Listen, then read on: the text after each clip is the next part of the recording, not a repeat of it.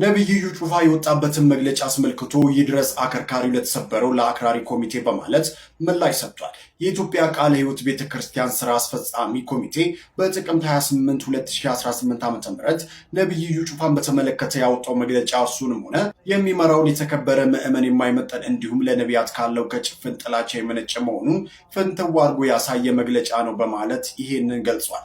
ይህ መግለጫ ከመጽሐፍ ቅዱስ ትምህርት ከቤተክርስቲያን ሕግና ከመንፈሳዊ መመሪያ ጋር የማይጣጣም መሆኑን በሚገባ ለመገንዘብ ችያለሁ ብሏል። የቤተክርስቲያን ዋና ተልዕኮ ለሰዎች የምስራች ቃል ማድረስና የመዳንን መንገድ ማሳየት መሆኑ እየታወቀ ይህ ታላቁና ዋና ተልዕኮ ወደ ጎን ትቶ ባረጀና በመጀመሪያው ክፍለ ዘመን በቀረው በሃይማኖታዊ ጥላቻ መጠመዳችሁ ሌላ አሳፋሪ ጉዳይ ነው። እኔ የኢትዮጵያ ቃለ ሕይወት ቤተክርስቲያን ስራ አስፈጻሚ ኮሚቴ ተላላኪ አይደለሁም፣ የወንጌል አድራሽ የሆንኩ ለኢየሱስ ክርስቶስ ተላላኪ ነኝ እንጂ በማለት ምላሽ ሰጥቷል። በመጨረሻም የዚህ መግለጫ አውጪ ራሱን የኢትዮጵያ ቃለ ሕይወት ቤተክርስቲያን ስራ አስፈጻሚ ኮሚቴ ምናምን ብሎ የሚጠራው አካል የተከበሩ የእምነቱን ተከታዮች የማይመጠንና በጥላቻ የታወሩና ኃላፊነት የጎደለው መሆኑንም ጭምር በግልጽ ያሳየ ነው ብሎ